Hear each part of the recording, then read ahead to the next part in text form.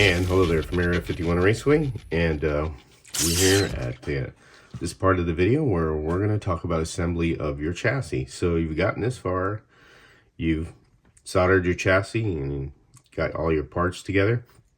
Now if you have your slot car corner kit, you're going to have all these parts. They're just not the same. Obviously the anodized wheels are not in the kit, and as well as this guide, but basically the same. The gears, all this, you know, most of this, except for some shims here. You don't get these shims. You usually get this the different 10,000ths ones, and also these spacers for this particular guide. You don't have them in there, but the majority of it is here. So you're at this point where you're ready to assemble, and we're going to go ahead and get to assembling everything. Now this little tray comes in handy. This is actually a food tray.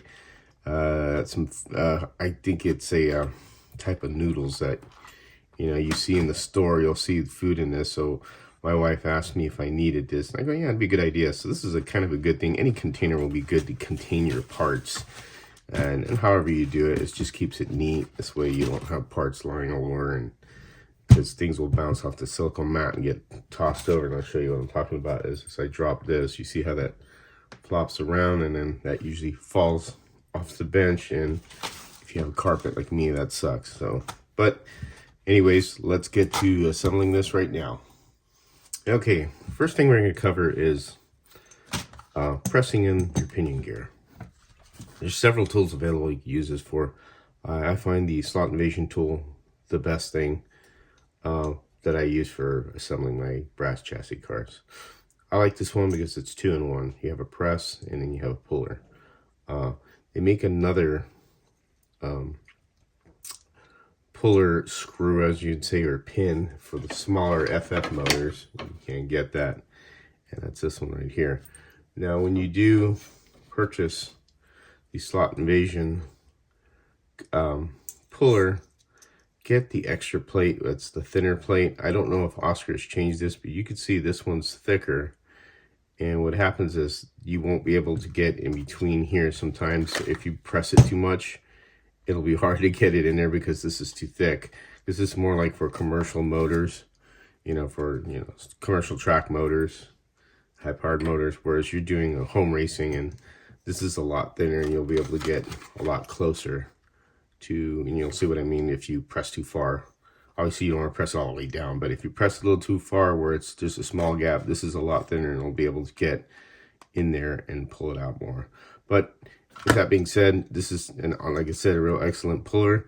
It also, this is separate. This is a end piece that you put here on motors that have the end bell enclosed. And what this does, it's also from Slot Invasion, is goes over this and presses against it, instead of you having the metal shaft on here press on the end of that, which is, you know, you don't want to do that. So I highly recommend this one. I just prefer this tool.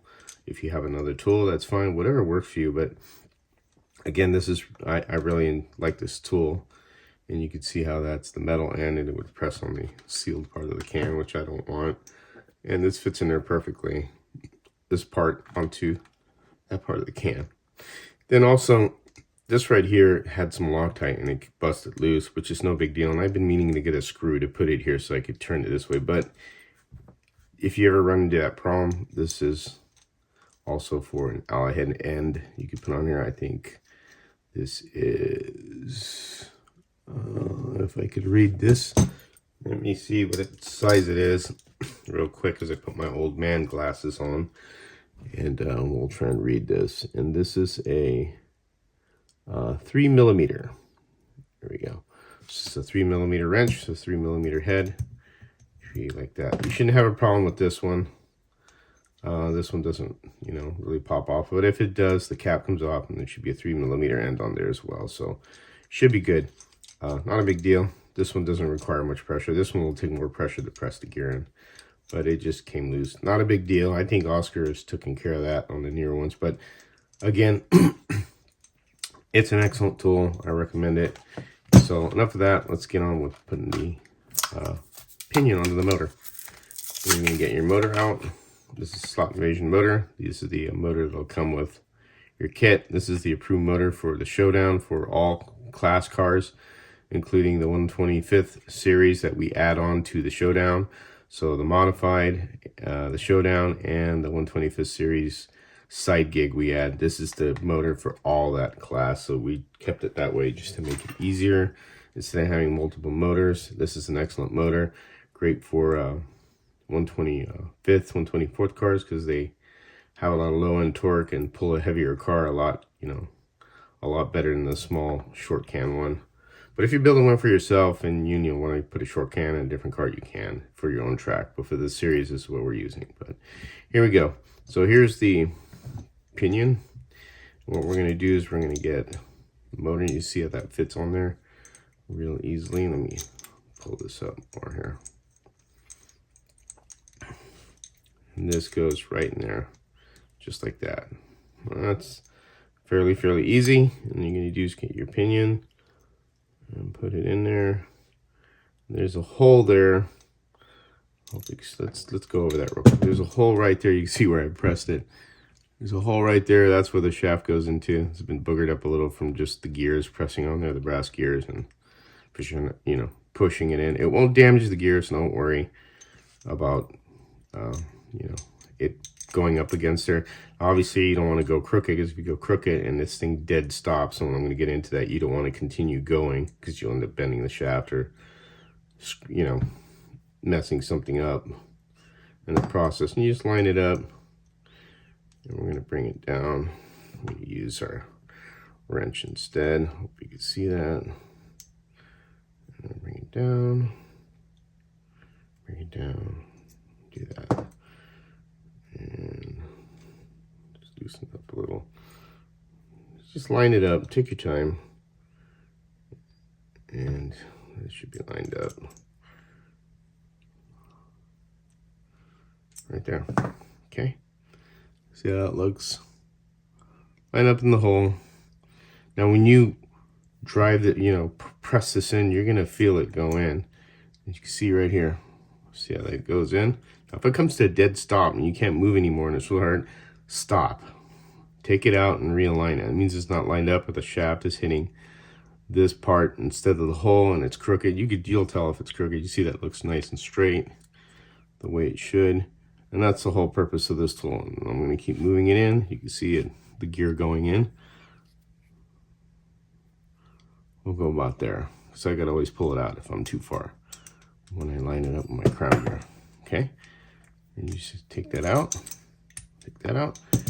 and there is your pinion gear pressed. All right, so there's that part right there. Really easy, really simple, nothing difficult, real good tool.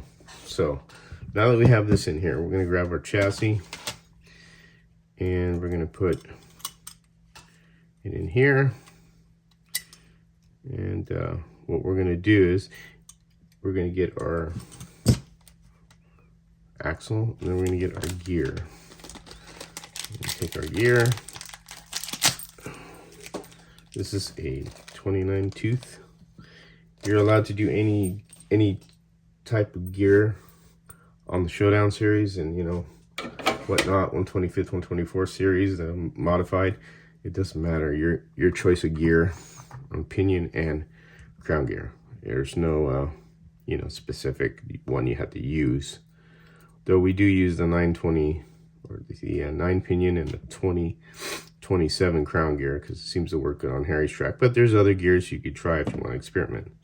So what I usually do, I will get my gotta get my axle, slide it right there.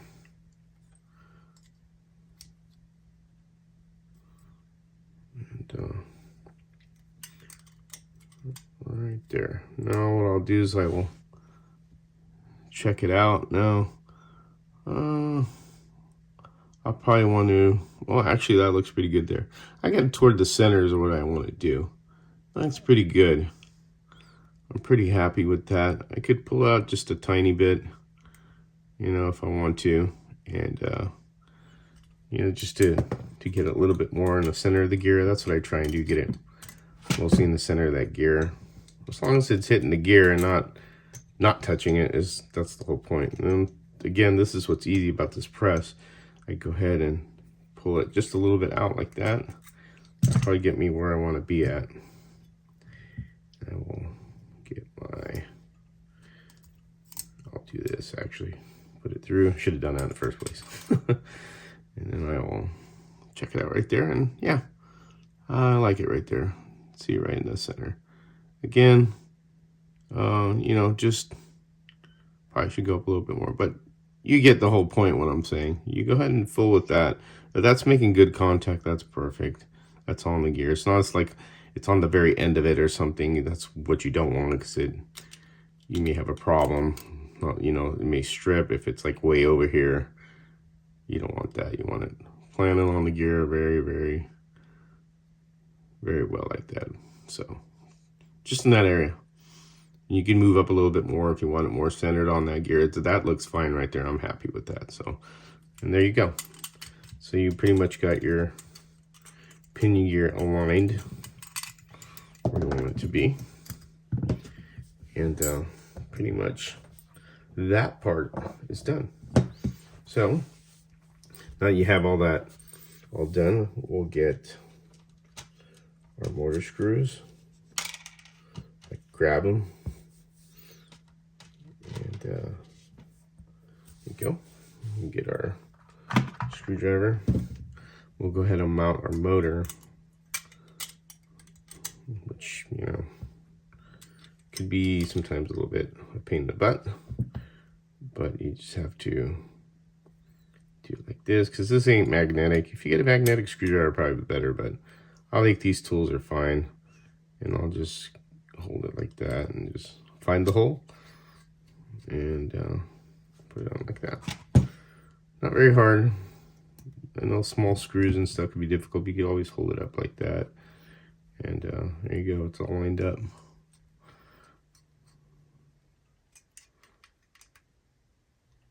There you go. There's your motor in there. Plenty of room. See how close that is? So this is a very short wheelbase car. That's why it's really close. If it was a little bit longer car, there'd be more room in there, but that's just perfect. That's enough room what we need, and we're good. And we're gonna get our gear and put it in there. Let's see, 1 second. All right.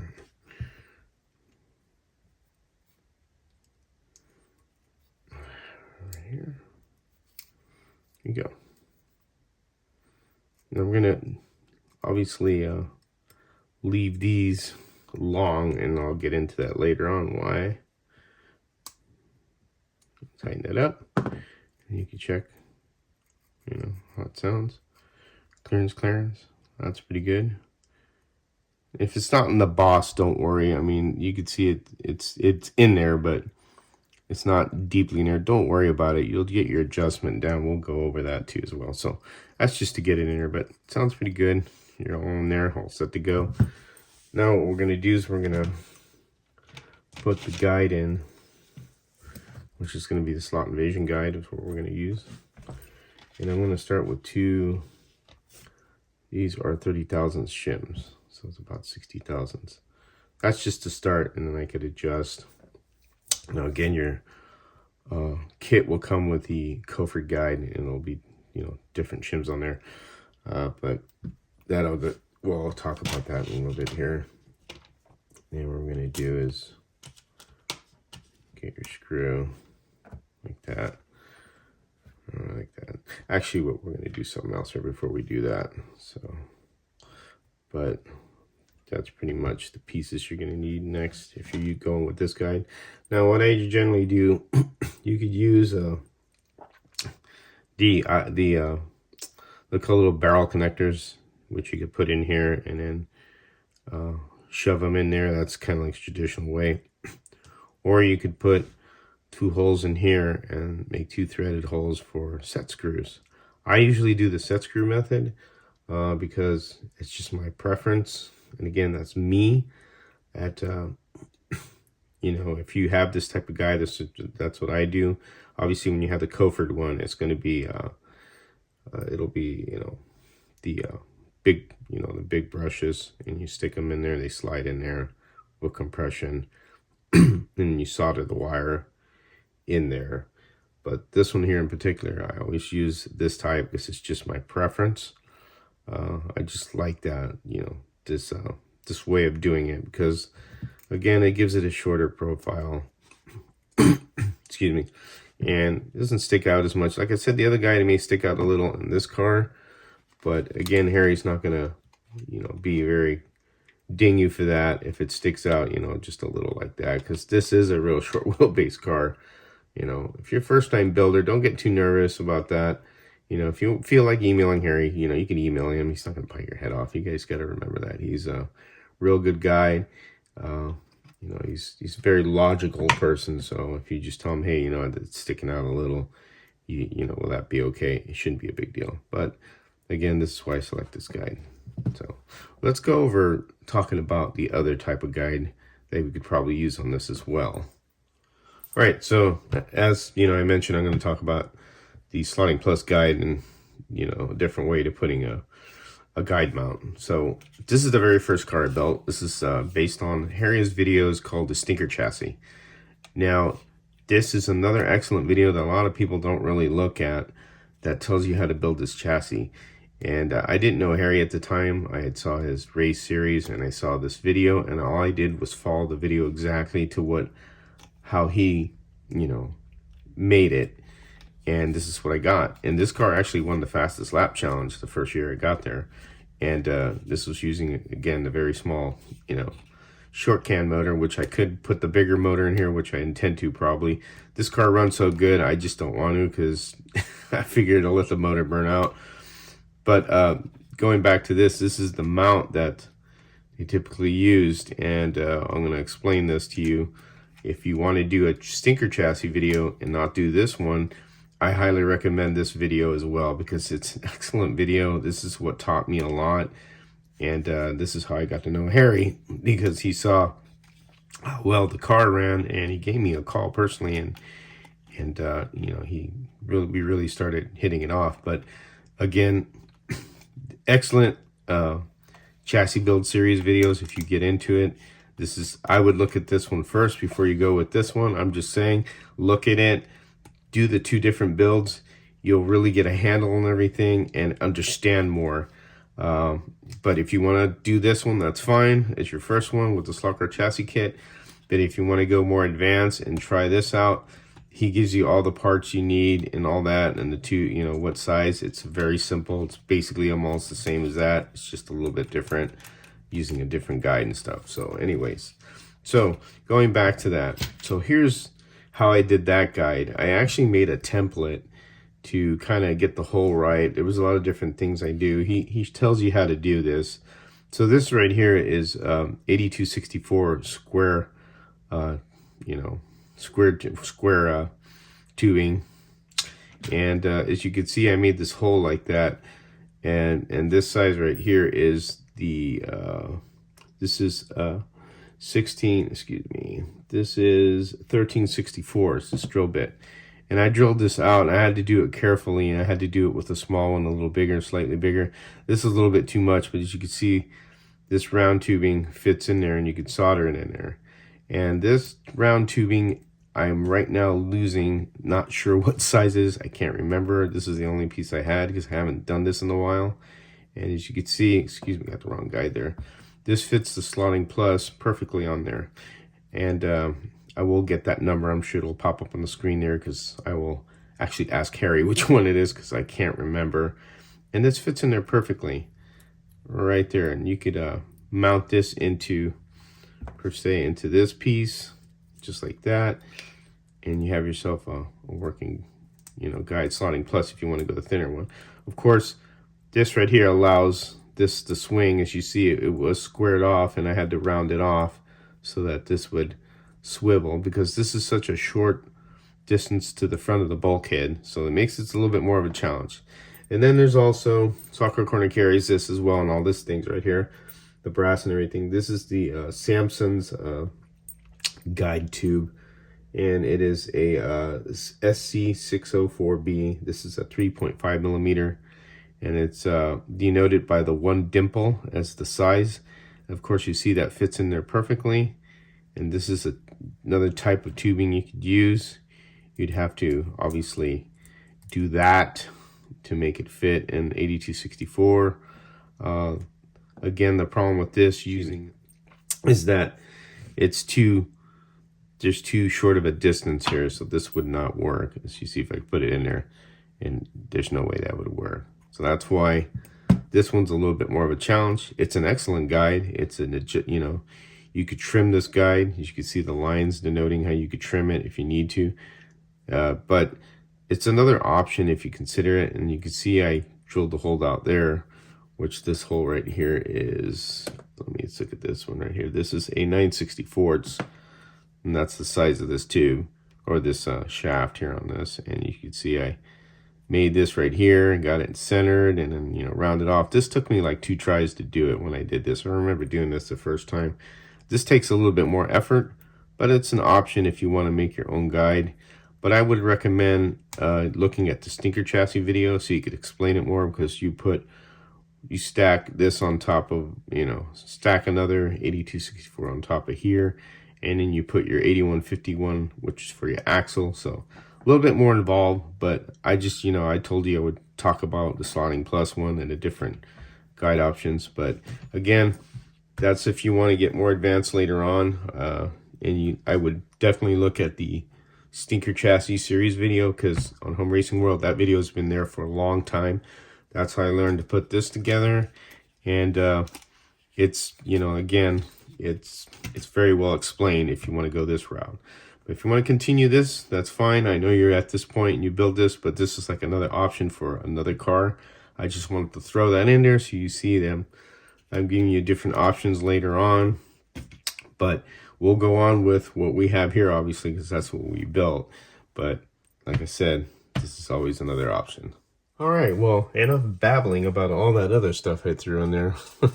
So we're going to get on with the guide here and how I install my wires. Now, I use a 1.5 millimeter drill bit, and then I use an M2 tap. You could get a lot of these things on Amazon. You order them in sets. They're fairly cheap. This is a pin vise. You could get this from Slot Car Corners. You see it says Quick Slicks. Or if you want to get on Amazon, you can, up to you. I get several of these because I like to have different ends on here instead of having to change them up. They're fairly cheap and reasonable, and they do the job. So I have my slot invasion guide, and what I typically do is I drill a hole right, where I want to in here, center-wise. And the reason why I do is because I like to put M2 screws so that they hold the braid and the wire in place. So if there's an impact, they don't just pop off as easy. Now they know they have the little ferrule ones where the ferrule slips through here, and then you put the braid in there, and then you press the ferrule in there at the same time. The ferrules are fine, but I just prefer this method. You could use the ferrules. Again, the Slot Car Corner kit doesn't have that. I'm just going over this because on this particular build, this is how I'm doing it. But it's just my method. You could use the ferrules, up to you. What I do is I typically just get a spot right here in the center there, and I just drill away. There you go, just like that. Nothing too fancy. All you're doing is putting a hole, and then you want to clear the flashing in there of material, and that's what I'm doing. And then I get the little M2 tap, and I just tap it lightly, just in far enough to where it goes like that. It's already all the way into the part back here is already hitting there, so I just turn it back out like that. And there's my hole for my grub screw. And the grub screw I'm going to use is a 0.2. I should used, yeah, it's 0.2, excuse me. 2.5. I'll use go a little bit bigger to instead of a 2, an M22 or M21, whatever it is, I forget. I'll put it on the screen there, but I'll go this route, and I'll put my braid in, right, and get it in there. I'll leave a little sticking out like that. And again, I could chop these off. I made these long on purpose. And then I'll bend it over and I'll put it like that. And then what I typically do is I get my lead, you know, my wire, where I'm going to use, and that's right. I solder this is what I do. Now, why do I solder it? Because you know, I'm going to get this soldered so this way I could push the screw onto it and it'll make it strong, and instead of having just a wire like that. And what I do is I just tin this and then I squish it with a pair of pliers so that they're flat, and I put it in there and it holds on real well. You have to really yank the crap out of this and it doesn't come out. I've never had a problem with it, but again, you know, this is me. If you want to use ferrules, like I said, you can. Or if you have a different method, then please do, you know, and share it with us, because everybody that does things differently is what makes it, you know, unique, you know, makes it, the more information, the better. So what I'm going to do is solder this, and then I'm going to put it in here, and I'll show you how I do that. Let me get this soldered real quick. All right, I have these soldered up. And then what I typically do is I get a flat set of pliers. She's got a flat jaws here. And I flatten these out. That's what I do. Just like that. Make these a little longer intentionally so I can chop them off if I need to. And I do the same here. Now this is all soldered. And like that. Like that. So I just flatten them out. And that's typically what I do. Nothing fancy. It does the job. And then what I'll do is I'll get my wire. I can put it in the front or the back, doesn't matter. I'll put it in the front. And I'll stick it in there. Now, you see how it sticks out a little? So I need to chop a little off, but I make them long on purpose just in case. And I'll just chop that one section off. Make it a little shorter, like that. Try it again.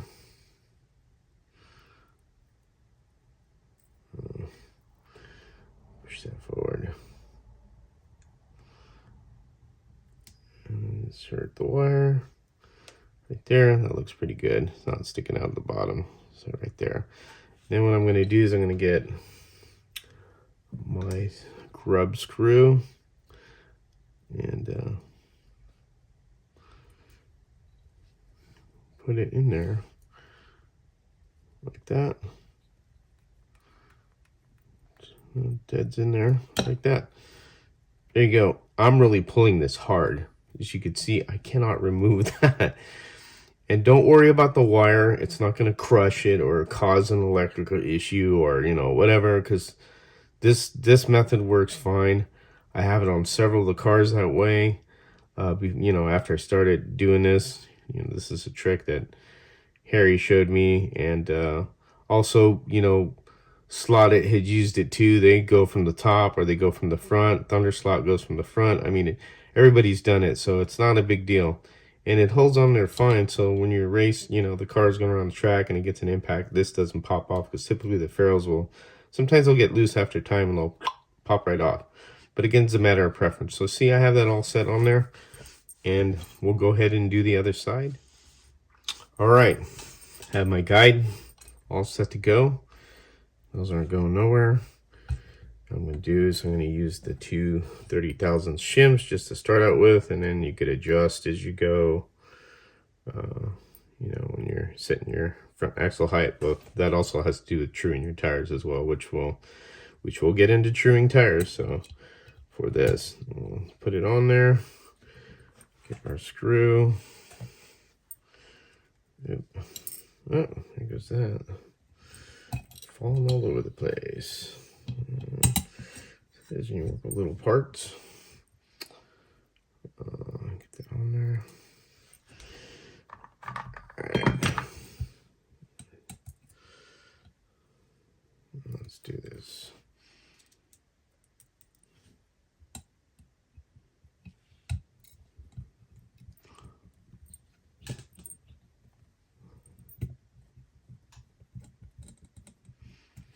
There we go. Perfect. Nice and easy to move. All right. And I leave these long, so this way we can typically cross them. I like to cross them. And I leave them long just to give you some room, because it's always easy to take away than it is to, you know, to add. So they're long for a reason, just to give them a little loop. You could go underneath the axle if you want, if you feel they interfere with the body. So you could just basically go right under here, pull it there, and then do the same thing with the other side, between here and there you go. There you go. Do a little cross there. See, this way it kind of goes to center. That's what I like to do. And this is a real easy guide, snaps back easy. That's why when the car comes off, it doesn't say stuck. You want it to come back to center. And then you could just solder your wires in how you want to do it. Like that. Like that. So we'll have to cut those off and solder those. We'll leave them off for now. And leave it like that. And what we're going to do, now that we have this all set here, we're going to get into the truing of the tires. And that's all we need. And I got the wheels and tires left. We're almost there, guys. Okay, we're going to stop there and we'll continue on the next video. Thank you for watching. And as always, you take care and have fun racing, and we'll see you next time.